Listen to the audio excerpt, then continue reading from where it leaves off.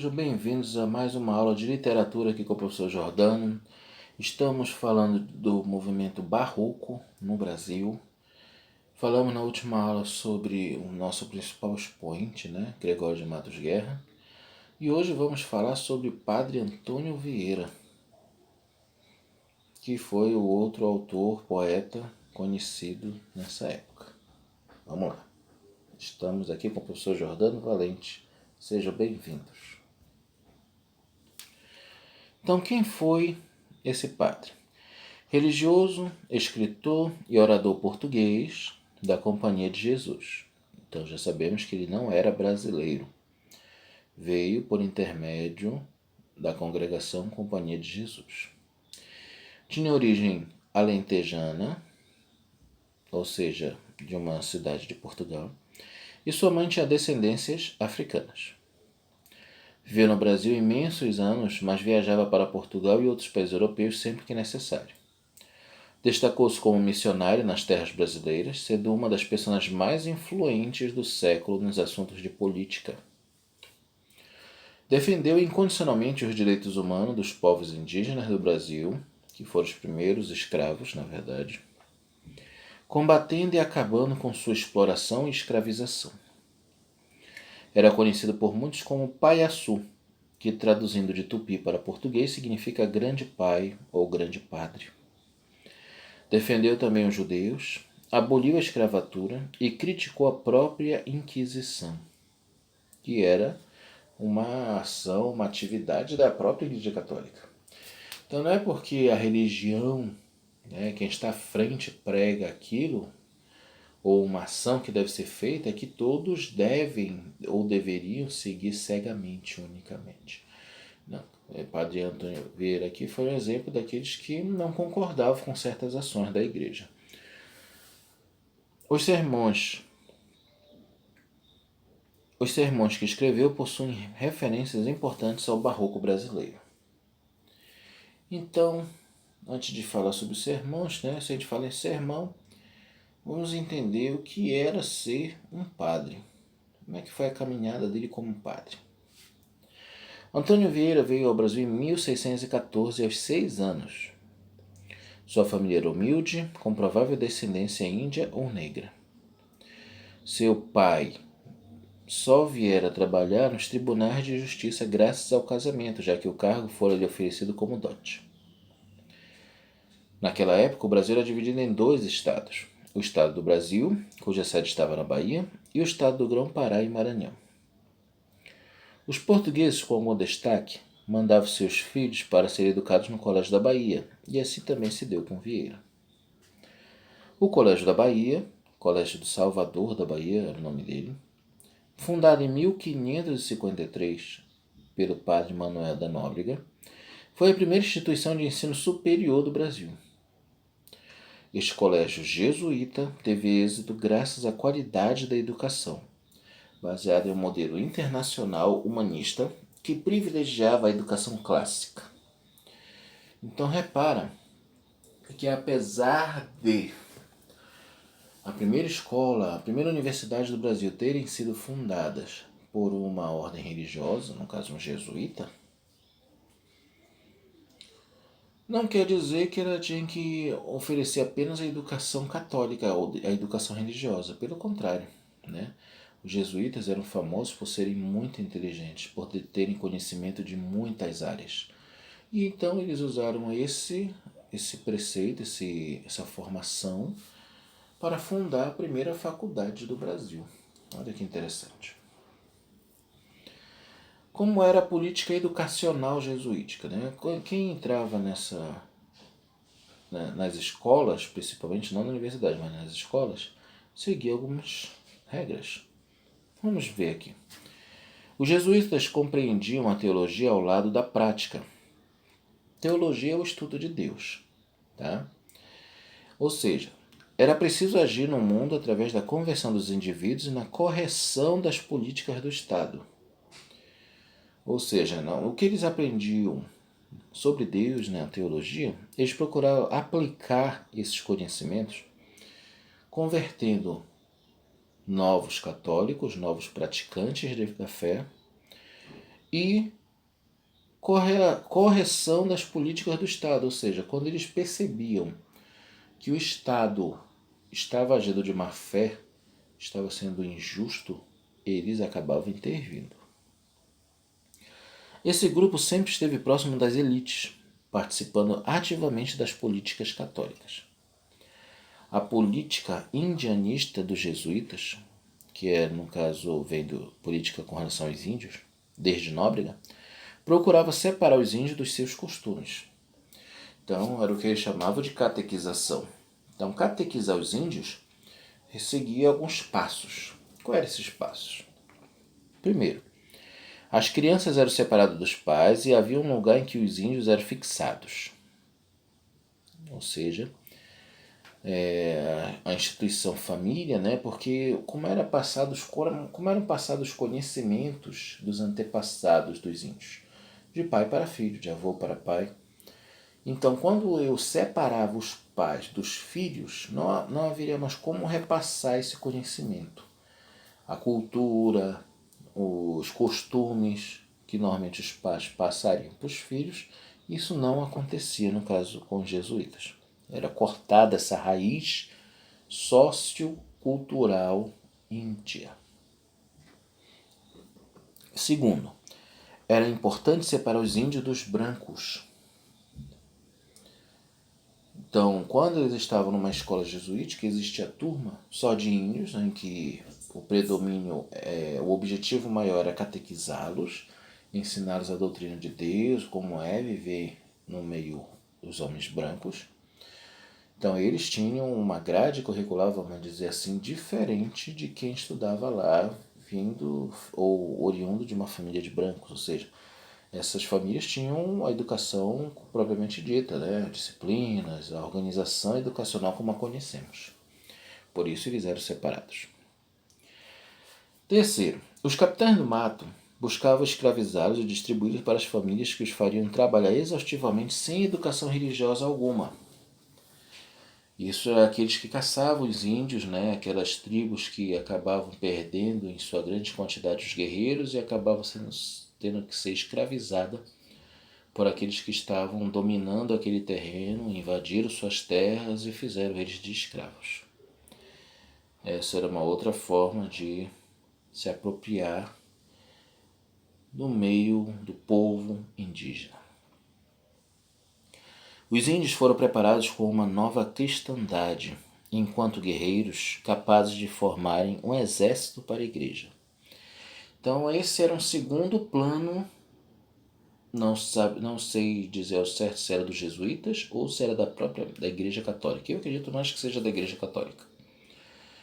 De usar os novos cristãos para serem sua guarda. Por que isso? Porque eles eram guerreiros. Índios eram guerreiros, eles tinham o ensinamento da caça, né, e também da guerra. Eles sabiam como poucos. Então, em vez de eu preparar guerreiros, para que eu vou dispensar custos para isso quando eu já tenho guerreiros prontos que só precisam ser, entre aspas, domesticados? Aculturados, ou seja, perder a cultura de índio deles e começar a defender a nossa bandeira, a bandeira dos portugueses. Então esse também era o intuito da educação jesuítica, né?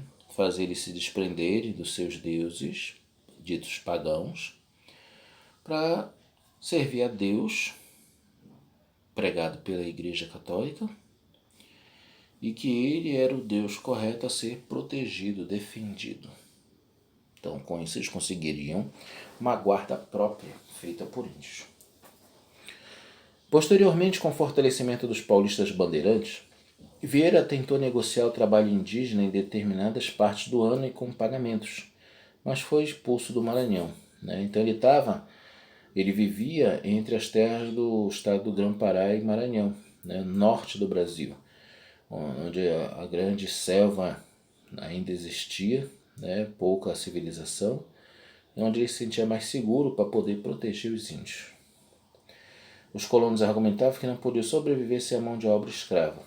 Então, aqueles que ele via, o padre Antônio Vieira, aqueles índios que ele via serem escravizados, ele dava um jeito de levantar fundos para comprá-los de volta e poder soltá-los à sua tribo novamente, né? Juntá-los às suas tribos originais.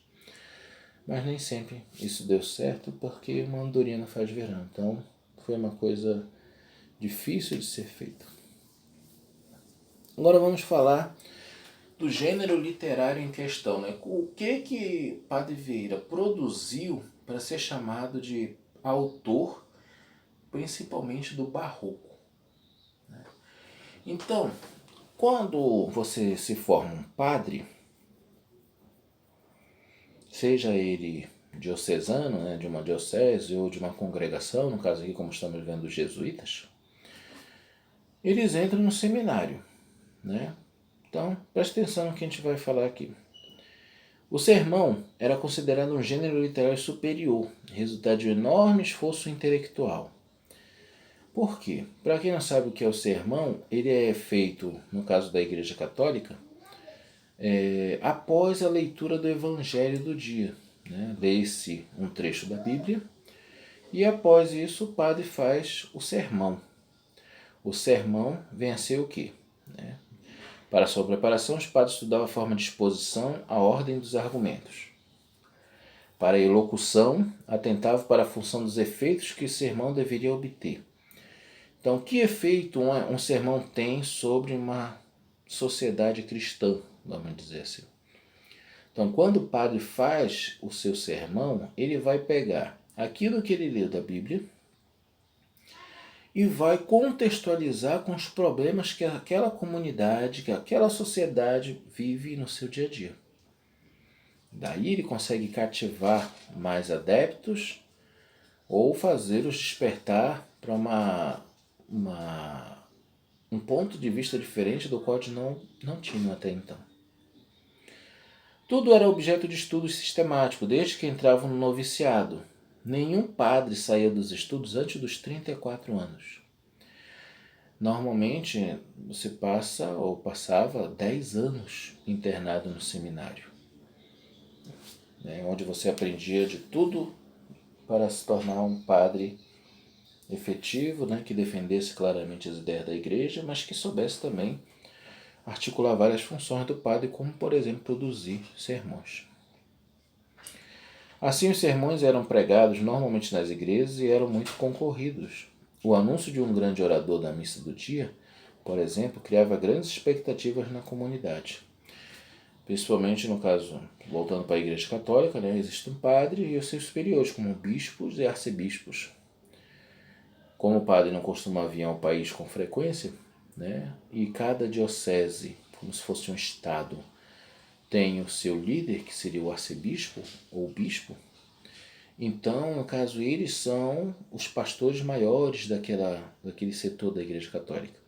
Então, quando eles são anunciados que eles vão visitar aquela comunidade em tal domingo ou em outra data, a comunidade comemora, olha, ele vem para cá, tal. Então é um motivo de grande alegria para aquele povo. Assim era também antigamente, isso não mudou. Obras do Padre Antônio Vieira. Elas podem ser divididas em profecias, cartas e sermões. Escreveu cerca de 500 cartas que relatam assuntos acerca da relação entre Portugal e Holanda. Não vamos esquecer que literatura é baseada no estudo de relatos documentais. A literatura ela sobrevive do texto que os poetas produziram, que os autores produziram, mesmo que fossem padres, como é o caso daqui. Então nós temos os exemplos aí de sermões que ele produziu ao longo de sua vida, sendo mais famoso o penúltimo aqui, o sermão da 60ª, que comentaremos daqui a pouco. Mas agora vamos começar com o primeiro, Bom Sucesso das Armas de Portugal contra as de Holanda. Então, o uso do sermão como articulação é o motivo desse primeiro aí que nós vamos estudar daqui a pouco. Sermão pelo bom sucesso das armas de Portugal contra as de Holanda.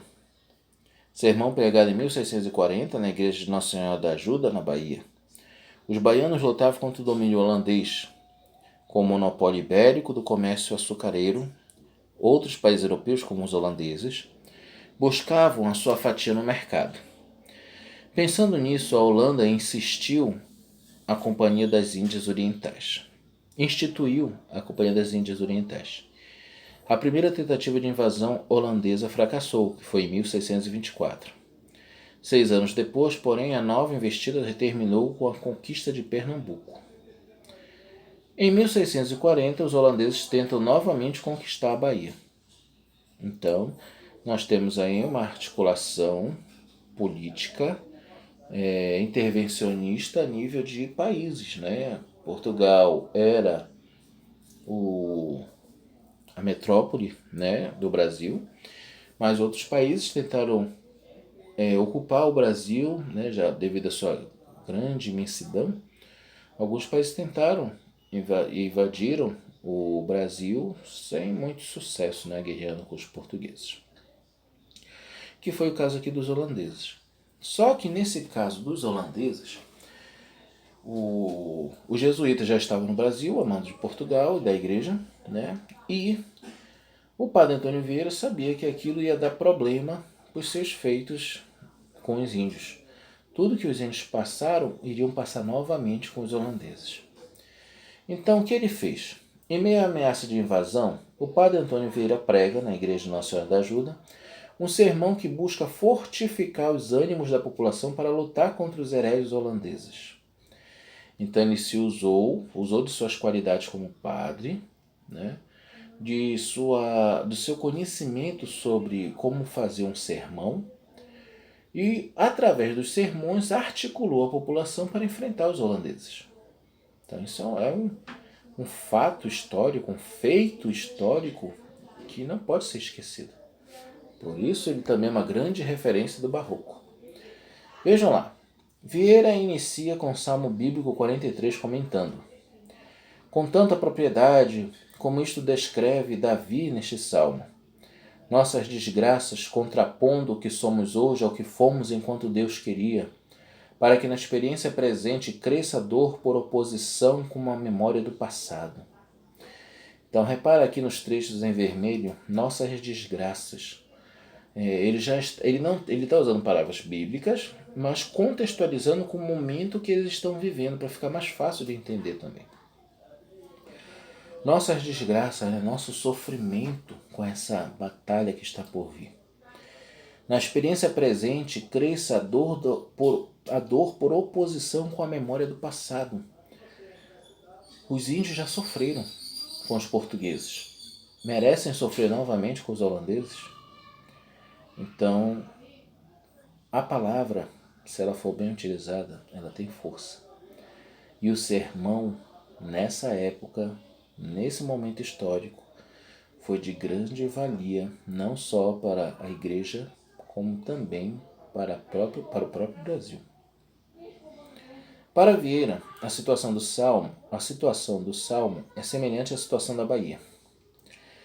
Esta é todo-poderoso e todo misericordioso Deus. Esta é a traça de que usou para render vossa piedade, quem tanto se conformava com vosso coração. Desta usarei eu também hoje, pois o estado em que nos vemos, mais é o mesmo que semelhante. O que venho a pedir ou protestar, Senhor, é que nos ajudeis e nos liberteis. Adjuva-nos et redimo-nos.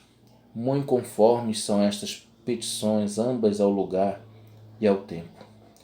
Em tempo que tão oprimidos e tão cativos estamos, que devemos pedir com maior necessidade, senão que nos liberteis, redime-nos. Então reparem que era um português culto que era utilizado, mas que dentro dessas palavras ele utilizava as articulações tanto da Bíblia quanto de suas próprias palavras para pedir ajuda a Deus, né, para que eles tivessem força para protestar e defender seus ideais contra os invasores. Esse foi um exemplo, né, de como Vieira articulava o povo. Com a iminência da invasão holandesa, Vieira cobra de Deus que expulse de sua terra, sua com letra maiúscula, ou seja, a terra brasileira, né, ocupada pelos portugueses e a Igreja Católica, então sua terra, terra de Deus, uma forma de justificar todo esse sermão. Em um dos momentos de maior, talvez, atrevimento do sermão, Vieira diz: se acaso for assim o que vós não permitais, ou seja, já ressaltando que ele não permita esse tipo de invasão, e está determinado em vosso secreto juízo que entrem os hereges na Bahia, repara que ele deixa bem claro sobre quem ele está falando, né? Sobre os holandeses e aonde na Bahia. O que só vos represento humildemente e muito deveres é que antes da execução da sentença, repareis bem, Senhor, no que vos pode suceder depois, e que o consulteis com vosso coração enquanto é tempo, porque melhor será arrepender agora que quando o mal passado não tenha remédio. Se for para nós lutarmos, que seja agora, para que não sejamos dominados e nos arrependamos depois. Vamos simplificar assim. É uma queixa indignada, que em momentos torna-se ironia. Vieira utiliza inúmeros recursos para demonstrar que se sente desamparado, cobrando uma ação divina imediata. Como argumento, defende a superioridade da Igreja Católica, especialmente a relação aos protestantes holandeses. O sermão se encerra com pedidos de perdão. Nós somos pecadores. Guerrear também é errado. Então, vamos fazer isso em teu nome, Senhor. Mas vamos nos arrepender disso e espero que nos perdoe. Vamos agora falar especificamente do sermão da 60ª, muito comentado em vários vestibulares. De temática religiosa, o sermão da 60ª é uma prosa sacra, uma prosa, ou seja, um texto, né, que tem um intuito de convencer as pessoas a se converterem à religião católica, como todo e qualquer sermão pregado por um padre. Dessa forma, Vieira utiliza diversas passagens da Bíblia para escrever os sermões. Menciona temas como Deus, os homens, o pregador e o evangelho, tudo de preceito religioso. Assim, ele tenta mostrar que a culpa é do pregador e da veracidade de sua doutrina. Ele critica, portanto, outros pregadores e a ineficácia de seus discursos. Esses outros pregadores devem ser aqueles que estão, entre aspas, enganando o povo, que estão fazendo com que o povo sofra. Então ele faz o povo entender que aquilo é errado e que as ações de Deus é que vai os ajudar a esclarecer o problema e resolvê-lo.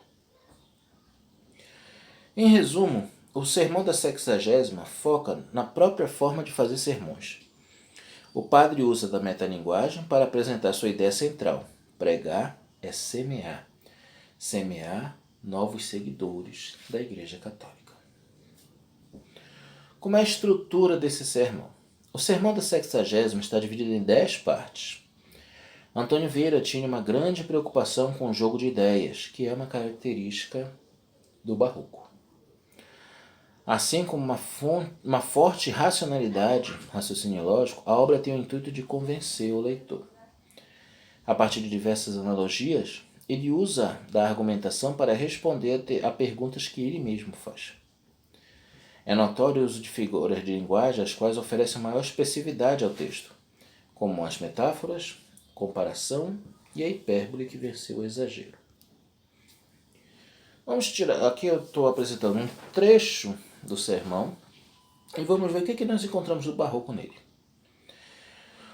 Mas, como em um pregador há tantas qualidades e em uma pregação tantas leis, tantas qualidades, tantas leis, e os pregadores podem ser culpados em todas, em qual consistirá essa culpa? Repara, se eu sou pregador, estou defendendo qualidade, estou defendendo leis, como eu posso ser culpado? Olha aí a questão da oposição das ideias, das antíteses, que é também uma das características do Barroco. No pregador, podem-se considerar 5 circunstâncias: a pessoa, a ciência, a matéria, o estilo, a voz. A pessoa que é e ciência que tem, a matéria que trata, o estilo que segue, a voz com que fala. Todas essas circunstâncias temos no Evangelho. Então nós temos aqui, os pregadores podem ser culpados em todas. Em qual consistirá essa culpa? Nós temos o dualismo. né? Nós temos uma analogia entre o que é certo e o que é errado. Nós também temos aqui nesse trecho a pessoa, a ciência, a matéria, o estilo, a voz. A pessoa que é em ciência que tem, a matéria, a pessoa que é essência que tem. Então nós temos aqui o conceptismo, né? O uso racional das ideias, né? A organização dessas ideias no texto. Cientificismo, né? Então isso faz parte do conceptismo, uma outra característica barroca. Também temos a matéria que trata, o estilo que segue, a voz com que fala. Então nós temos aqui o quê? Riqueza de detalhes, que é uma outra característica barroca, né? Repara que ele vai dando características uma seguida da outra de como você pode melhor servir a Deus e ser uma pessoa racional e sensata. Concluindo, muito se estuda sobre as características e o contexto histórico do período barroco na escola, mas pouco foco tem sido dado ao texto literário que de fato constitui esse momento da literatura, como a gente viu há pouco, no último slide, em trechos, né, de um sermão. Padre Antônio Vieira, sem dúvida, escreveu textos em forma de sermões que ultrapassam o mero propósito religioso.